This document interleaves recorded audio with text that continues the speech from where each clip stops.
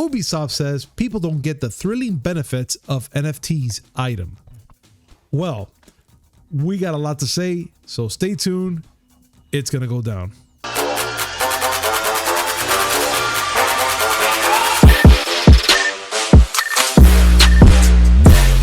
Yo, what's up, everybody? Welcome to a brand new episode of the Miami Geeks Weekly Updates, brought to you by DigitalCrackNetwork.com.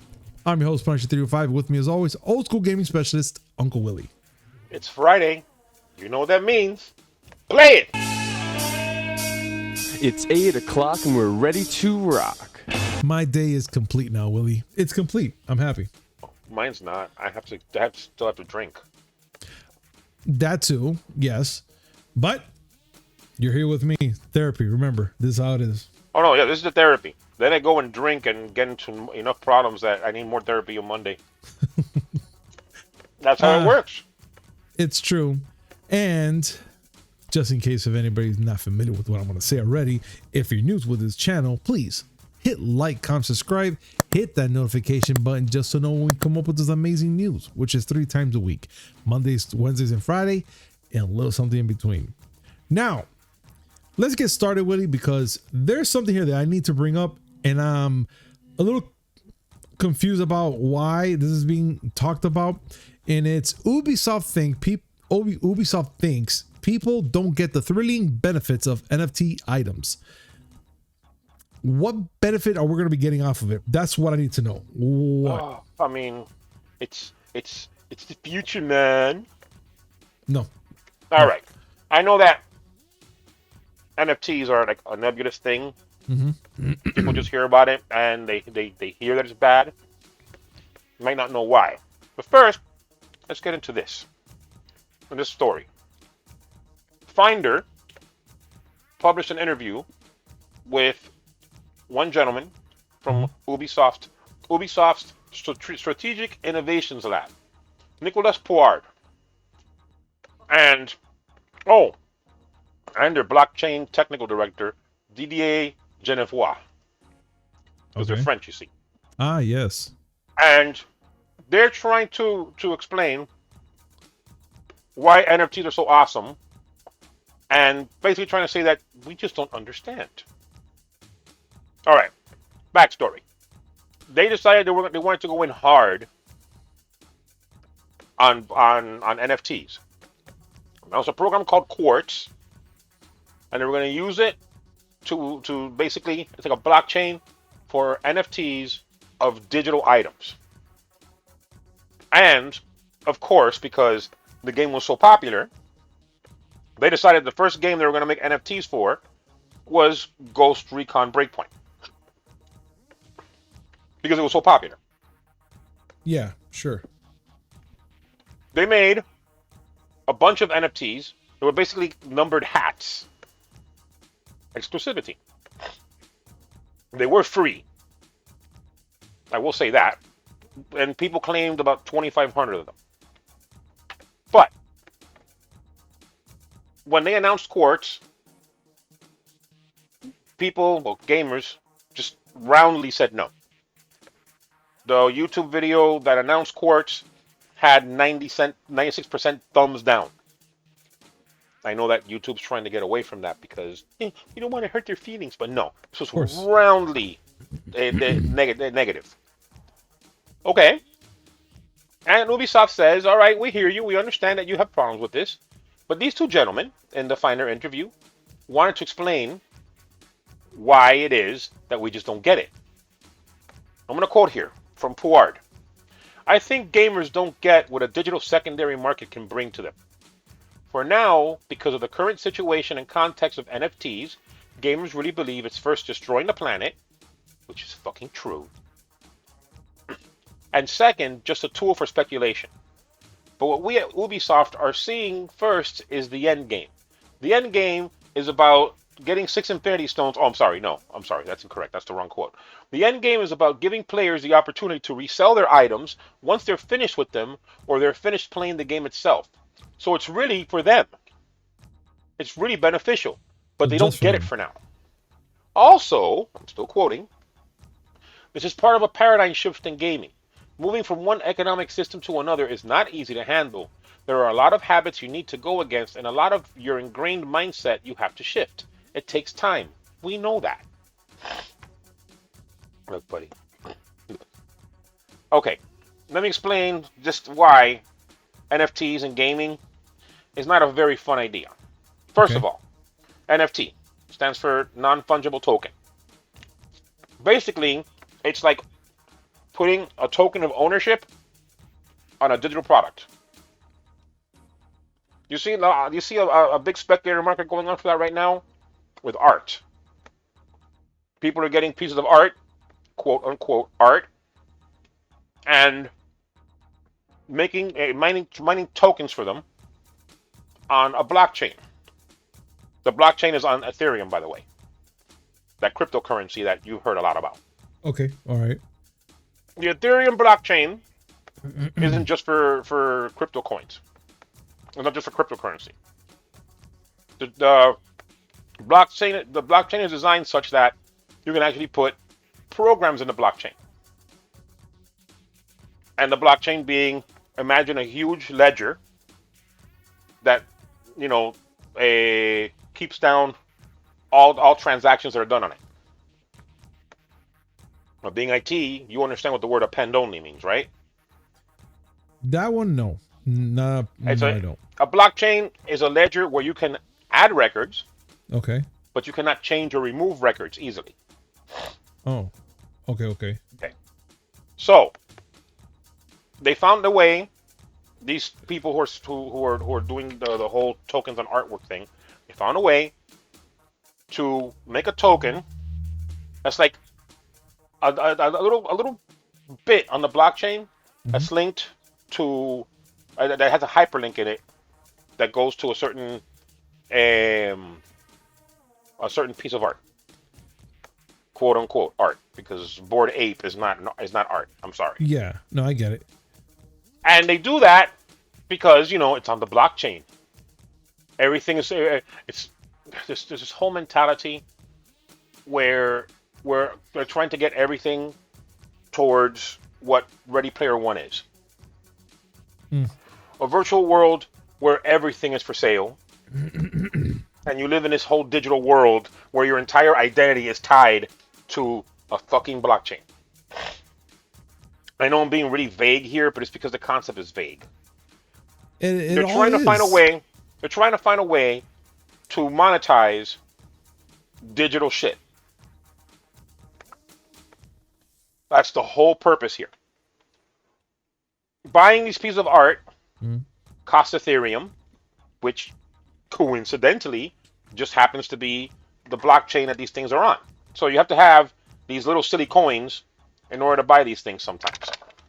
And if you sell it, you get those silly little coins. Those silly little coins are kind of expensive right now. Yeah. I mean, they've gone up in price. No, they went up in price, but they've gone down in price. Imagine going and getting into this right now and saying, oh, it sounds really cool, and people are making money off of it. Some guy made $69 million off his artwork. Yeah. That means that you're going to take a picture of yourself. No, you just get the profile picture you had of you in the shower with your shower cap. With that goofy, I just stuck my finger in your ass look on your face. Ah, yes. Turn that into an NFT. You mint a token for it, and you can sell it to people. You can sell it to a person. Or make multiple of them. Mint multiples of them. Limited edition. Only 500 of these. And they pay you Ethereum for it. Let's say you go and you make money for it.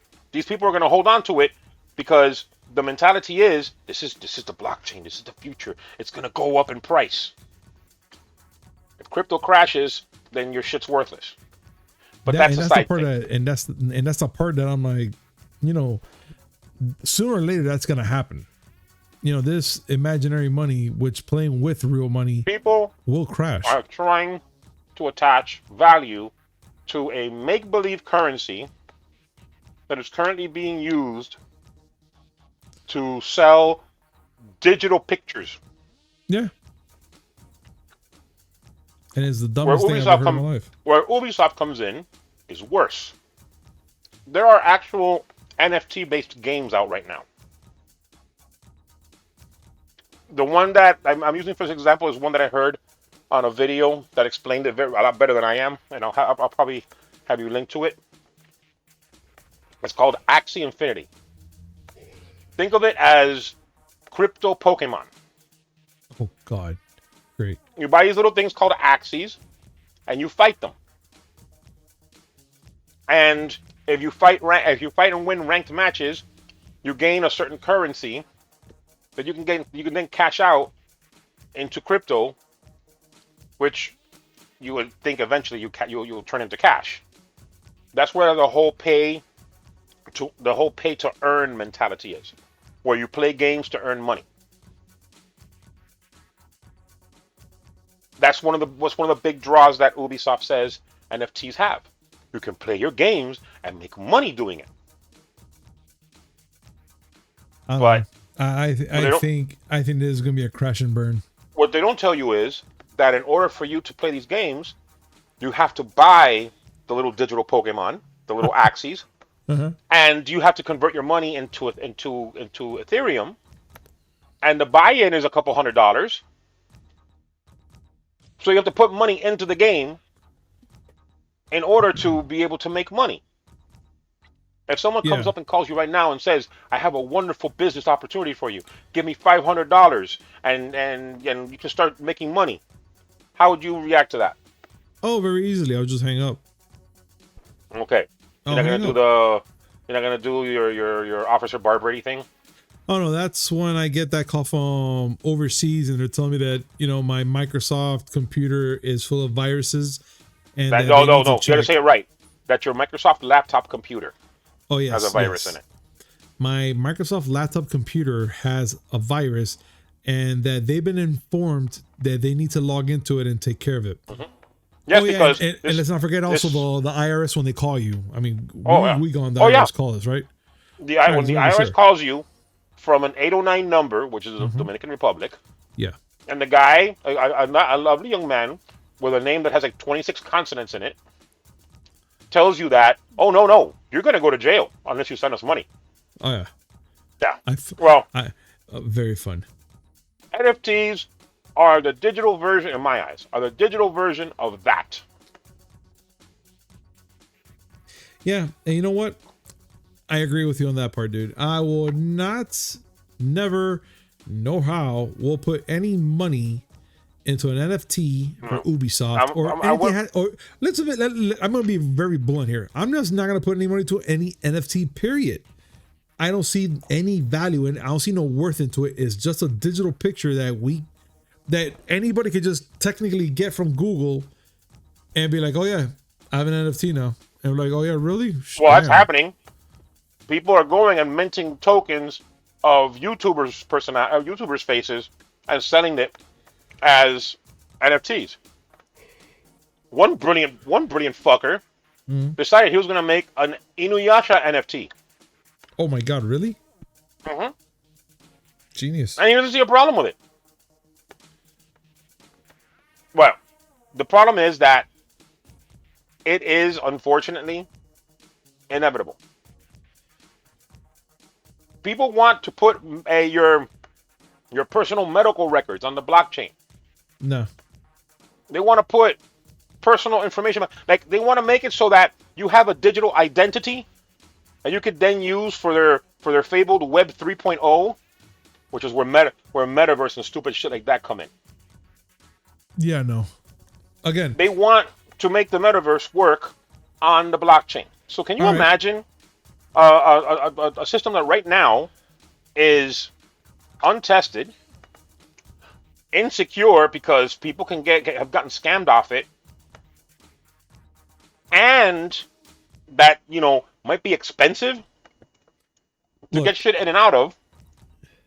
Yeah, put your bank history on there. The only thing I will have to say for this right now, Willie, is I want to hear what our viewers have to say about this. I am very curious to know what are their thoughts and do they think this is a good idea.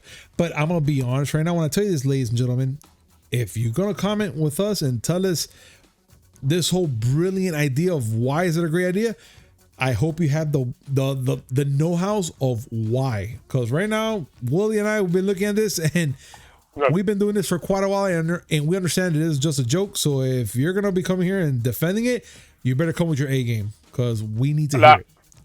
If you think that I'm wrong, and you think that this is brilliant, I want you to convince me. Yes. I want you to convince me. I know that I am approximately 813 years old. Okay. So I believe in old money. You know, the shit that you can go to a bank and pull it out and take it to the convenience store and get some slit smoke liquor bowl. Yes. I know that kind of currency. I don't care about that funny money. Yeah. And again, like Willie says it, if you have the know-how that you think you could prove Willie wrong, comment down below. We will love to hear that thought and have a conversation about it. But we're going to continue on, ladies and gentlemen. Yes? Also, Ubisoft's a company of rape apologists. Let's not forget that. Oh, we forgot about that. That is something key that we forgot to put in, and boom, Willie did it. Icing on the cake. Magnificent. I love it. So, let's continue on, Willie, which right now, this is actually interesting as well. Sega leaves the Japanese arcade business for good. I never thought that they were going to do that, but let's continue on and see what's going on. So Sega's leaving Japanese arcade behind. The company announced that it's selling its remaining arcades to a company called Geneda, or also known as Giko. And yeah, right, Giko, right? Giko, yeah. Giko. And the company is called Genda Inc. Genda. Same thing. Yeah. And they're leaving it, and they're leaving the coin op business where it first made its name, from the first time that's when they made Sega's name. Now, I'm not sure why would they do that, but I have an idea. So let's continue on. In late 2020, Sega sold 85% of its shares to the company's arcade, which are now run by Sega Entertainment Division, to Genda. Now, there's the whole thing with the new variant going on with the human malware, and it looks like they had to sell it because it was kind of like slowing down and going down. But now that Genda is holding this this, I would like to say, this whole coin thing, what are they going to be going now? Like, what's going to happen to them now? I mean, Genda or Gigo, they must have some sort of strategy behind this, or they know something that we don't. Willie, what are your thoughts about this, dude? I mean, I guess they're thinking that eventually, once the human malware has gotten to a point where we're managing, and it's not so prevalent a health threat, the arcade business will come back. Remember that arcades in Japan are a very big deal as compared to here. Yeah, I remember. I'm not gonna. I remember that we talked about the Sega arcade. Did they close it down? But they literally just went and bought it across the street or something like that. Remember that we talked about it not so long ago? It was moved across the street, but this is not them selling the physical arcade the building where the arcade is. This is them selling the business of not just operating arcades, but making them. As you said, Sega's history started in not necessarily in the arcades. You know the story of Sega's birth? It wasn't the pachinko machines, right? That we talked about one time? Or that's something else? That's something else. I don't know. An American GI stationed in Korea during the war was at one of his favorite bars, where GIs like to hang out. Mm-hmm.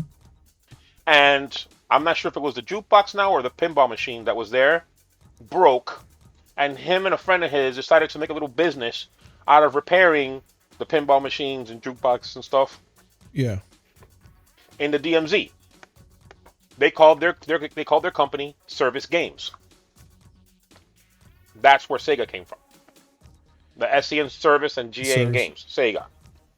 Brilliant. That's fucking brilliant. They made their name in arcades. Their very first coin op, Periscope, came out in the late 60s. And they have been a force in arcade games forever. In Japan, the only real competition they had for a while was Namco. Sega's arcade business was their most profitable business by far. Now they're just a third-party publisher. How far Sega has fallen. I mean, especially more now because of this whole thing. But I'm pretty sure that I'm not even sure if that was even a smart move. I'm gonna be honest right now, Willie. Like, I don't think that was a smart move on their part to just sell it, unless they're like, we have to make ends meet somehow, and before they go bankrupt or anything, they say, fuck it, let's just sell this shit. The troubles have hit all companies, and some have been able to handle better than others. Since Sega's a third-party publisher, they don't have the advantage that Nintendo would have, where Nintendo can just go ahead and rely on hardware sales. Software as well, but it's the software that pushes the hardware. Sega doesn't have hardware anymore. Because when they did, they fucked it up. You said it. You said it yourself. Sega Japan fucked up a lot more than Sega of America. Japan. Listen, I know everybody loves the Genesis, and it gets a lot of love. I personally love the Dreamcast. It doesn't change the fact that Sega of Japan was a fucking shit show. Mm-hmm. It's true. It's very true. But move on. Just another chapter closed. Let's carry on then. So, Miyazaki, right? Yes. Okay, sorry. So Miyazaki discussed difficulty, why more people should be able to finish Elden Ring. Elden Ring is becoming such a popular topic that now they're telling you that you have to finish the game. No, at least in my eye, I haven't really heard about Elden Ring more than ever. Because Elden Ring, it was announced for a while. We've talked about it quite a few times. Mm-hmm. There's the one that I told you that was Dark Souls meets George R.R. Martin. Yes. Yeah. So Dark Souls meets Game of Thrones. People are going to lose their shit. Definitely. And this has been highly anticipated by my son, especially. The game's going to come out February 25th. And so the director of all these games from FromSoft, Hidetaka Miyazaki, was talking about how this game, it actually took a lot of its inspiration, he says, from Sekiro, the previous game. Okay. But because eventually all conversation about the games from software are going to break down to, okay, how difficult is it? And I think that's where he came up and got that quote. He had an interview with PlayStation Blog, and he did talk about that. Yeah, okay, it's a legitimate conversation to have because all their games are known for being punishingly difficult. In fact, when someone beats the game, it's an accomplishment. And recently, when it did Awesome Games Done Quick for Winter 2022, the highlight was a gentleman who beat Sekiro blindfolded. Wow! And if you want to talk about dragging your dick around, play Sekiro, and then tell me if you can beat that thing blindfolded. No way, bro. I played Sekiro like the beginning. I haven't even passed the first level, and oh my god, it's crazy because everything that you have to do is kind of like you have to be strategic. You have to watch out what you do, who you fight, get all the armor that you can, trade some things that you can use for while battling some people. It's crazy. The key to Souls-like games is learning how the game plays and mastering its mechanics. Dark Souls, it's just when I played it, it's a tank and spank. Hold your shield up, absorb the hits, wait for an opening, beat the shit out of the enemy. Yeah, I mean, it sounds Bloodborne, right, but damn. Bloodborne, just straight up attack. Don't even worry about it. What, someone's gonna attack, dodge, and just attack them from the side. There's no shields. Sekiro's about parrying.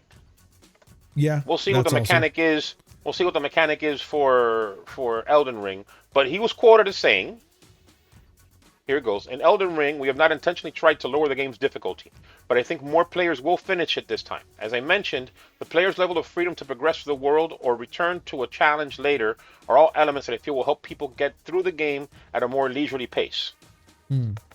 So Okay. they're not intentionally making it easier, but they are. The way the system is set up might make it easier for people to get through it. I'm guessing that they're probably trying to do it also for other people to play the game, because I think we talked about this last year about these insanely difficult games that, you know, if the minute that they kind of like put it down a little bit for other people to play, that, you know, these pro players just get pissed at the developers and want to like, oh, well, you're making it so easy, it should be hard and shit like that. I mean, I get it if you want to beat the game in, you know, difficult level 99, but fuck, you know, some of us, like me for instance, who knows, maybe I catch some sort of feelings for this game and I want to play it myself, but I want to beat this shit in the hardest level possible, because then I'll just be like, you know, fuck this game, I could play something else. The argument has always been that games that are, you know, the games that are made intentionally difficult shouldn't be made to lower its difficulty just because other people can't play it. The whole mentality of get good. Yeah. And the counter has always been, listen, the more people that can play your game, the more copies of the game you're going to sell. And that's absolutely true. And so it might be, I mean, at the end of the day, people can't play Cuphead. Okay, fine, they don't play Cuphead. There are other games you can play. A company should not be made to make games easier just so other people can play it. But just understand that if you make a game too hard, some people will be turned off and you won't get as many sales. That's all. True. It's true. Now, let's continue on, Willie, which I think this is weird. At least for me, this is actually weird to hear. Jason Momoa reportedly in talks to join the Fast and Furious 10 cast as a villain. I'm not saying Jason Momoa as a villain is a bad idea. I'm just saying Jason Momoa in a Fast and Furious 10 movie is a bad idea. But I'm pretty sure that a bunch of ladies can disagree with me on that. I am just surprised that it took the man this long to get in the movie. And you're absolutely right about that as well. I mean, I'm pretty sure he had a lot of things going on with Aquaman, the Snyderverse, and a bunch of other things. I'm pretty sure. But this Fast and Furious movie, I mean, I don't know. So it looks like now, they have all the talks on. Sorry, go ahead. No, I'm sorry. You finish. Oh, okay. So no, I was just pretty much going to say that, yeah, they were in the talks with it. So, you know, just to bring them into the Fast and Furious family, because they want to make him as a villain and the main antagonist for the film. I just don't know. I don't know how I feel about this. It's like they always bring in a secret character, kind of like the Royal Rumble for WWF, or some people call it now WWE. It is WWE. And it was, well, yeah, but die hard, I'm always going to say WWF. Well, I'm always going to say WWF as well, but that's because it was cool back then. Of course. But I'm just saying, like the Royal Rumble, you remember that you just go, you have the main character go to a freaking ring, wait a couple seconds, and then another competitor comes in, and then another competitor comes in, and every time it was just like, there it goes, a new one. That's what this movie fucking feels like. It's the Royal Rumble all over again. The only people that have not been asked to be in this movie are Kevin Hart and Roseanne Barr. Give it time. No, there's not going to be much time. Give it time. Because it's a two-parter. It's a two-parter, yeah. But they can only fit so many people. I mean, yeah, well, you can fit Kevin Hart in there. He's small enough. I'm just saying. Like, I'm just saying, too. The amount of people have been in here. They cast John Cena as Vin's brother. Yeah, and I don't even know how I feel about that. I know how I feel about it. I saw the movie. I didn't like it. And the ending that he just pretty much, you know, I'm a good guy now. Family. And that's it. And he just goes and he just dips. I want them to bring Idris Elba's character from Hobbs and Shaw back. Mm-hmm. And when he sees John Cena, John just looks at him and says, "I've seen you before." Okay. I see what you're doing there. I like the Suicide Squad reference. Mm-hmm. I see what you're doing there. I'm down for that too. If they do something like that, I'll watch.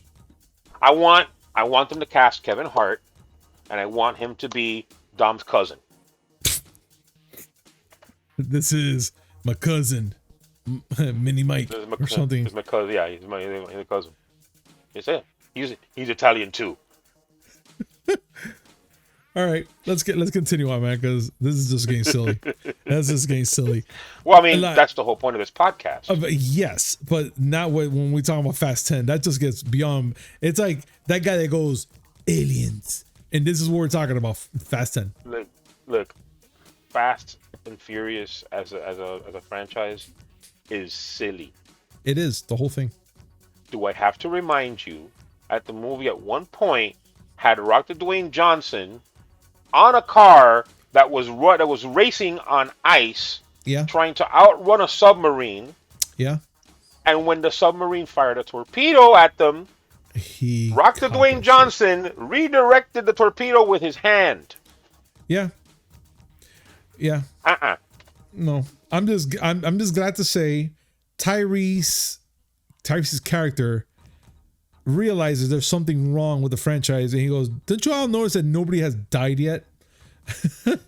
Like he's the only self-reward one. Let's be honest. He shouldn't have said that. He's going to be the one. If it happens in the next movie, I'll watch. Well, he shot him into space and he didn't die. Well, yeah, he lived, but still. And I just want to remind you, because we've said this before, Dom believes in family, but the black family goes on the rocket car. Because if that shit blows up, no, it can't be me. Hey. No, I am the head of the family. Why did I just turn Dom Toretto into Rocky Balboa? I don't know, and just don't, because then they're gonna add Sylvester Stallone in there as Rocky Balboa and Talia Shire, and he's gonna punch a car into space. No, stop. That's it. I want them to cast Sylvester Stallone and Talia Shire, and I want Talia Shire's character to be called Adrian.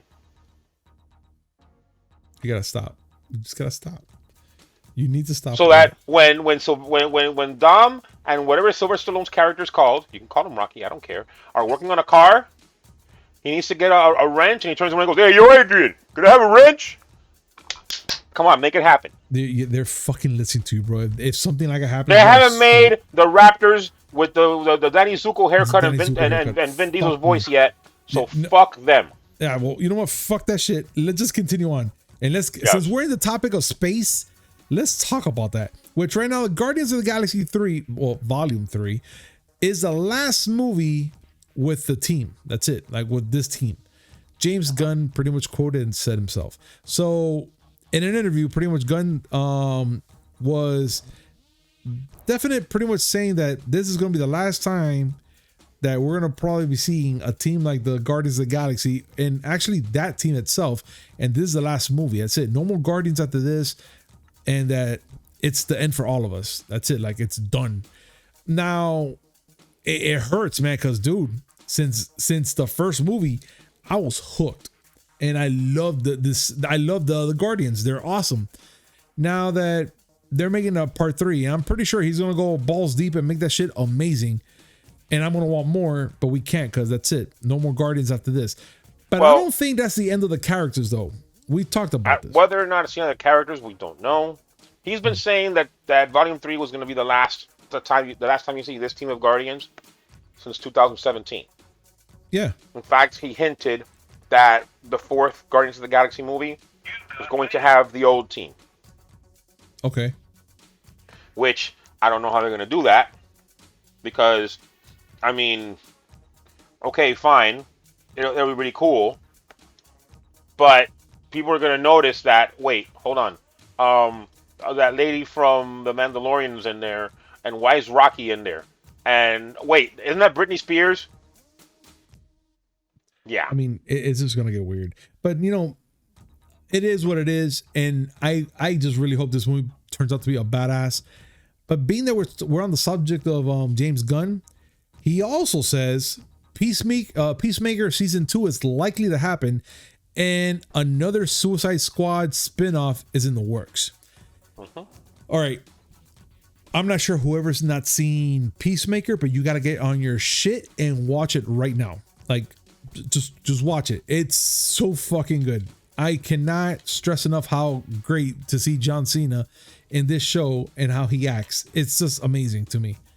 It's amazing. It's a big man, baby, with a fucking awesome eagle. There's nothing to say. If you haven't seen Peacemaker, tell me at least that you've seen the Suicide Squad. True, that too. It flew under the radar because of the human malware.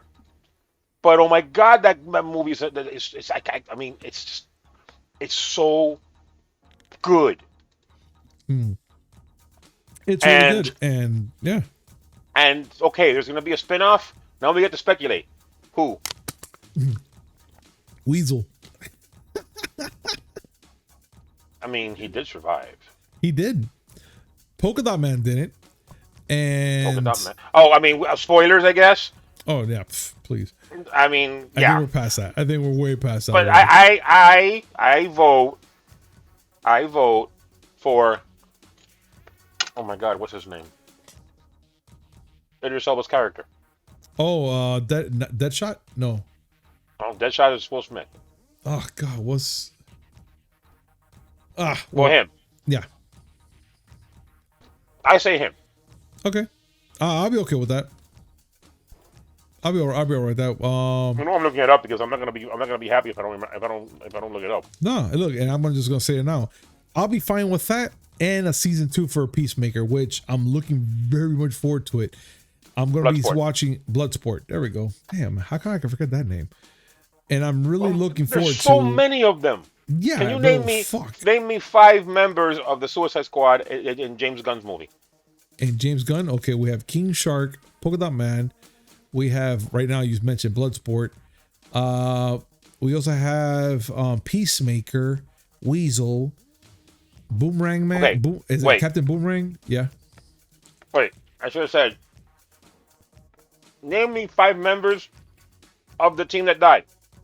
Okay, Captain Boomerang, Parts Man. I think his name is the one he's disassembled himself, or his name is Arms Man. I don't know.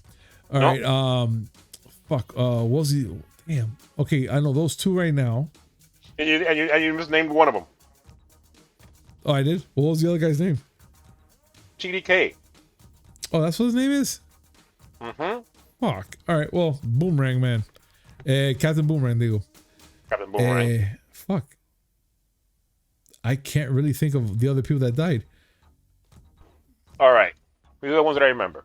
Okay. You said Captain Boomerang. Yes. You mentioned TDK. Okay. Weasel was in the group. He didn't die. Yeah, he was there. She didn't die. Yeah. Javelin. Oh my God, that's right. The fucking Javelin. All right. Hold on, because I'm trying to remember these names too. Oh Jesus. Yeah, I thought I had a better child. Oh, looking Michael Rooker's character. That's the one I was trying to remember. What is he? Because he always has like the auto aim going on. Like he always had like tremendo pick. What is it? 6 shot. Whatever the hell his name is. No, his name. I'm looking it up. Fuck it. Doesn't even fucking matter. What are we talking about? These are people that were inconsequential. Savant. All right, let me just close this because it doesn't matter. Yeah. Let's talk about the one thing in this world that does matter. Let's talk about it right now, Willie. And it's Nicolas Cage. Nicolas Cage says he is goth enough to play Dracula. That's the opening. He says he's goth enough to play Dracula. And and my real question is he goth enough to play the famous Count Dracula? I don't even know. Like he is so offbeat that I don't even know. And I'm pretty sure that's how we see him on cameras and movies and all shit. Watch him be very goth, like in real life, like very, like all into that shit. And he's not really saying nothing. And he just comes out like, "Hey, how you doing, everybody?" All calm and shit. Well, maybe not. Now I'm imagining him walking around his house, wearing black pajamas, just saying, "Existence is pain." I could imagine it. But so yeah, in a recent interview with Los Angeles Times, he said, and he believes that he can be goth enough to take on the new role of the Universal upcoming film Renfield. Cage says that he, off camera, he lives in a goth lifestyle, and that this role will be pretty much won't be that difficult for him to switch, to switch for him and to sink his teeth into it. Yeah.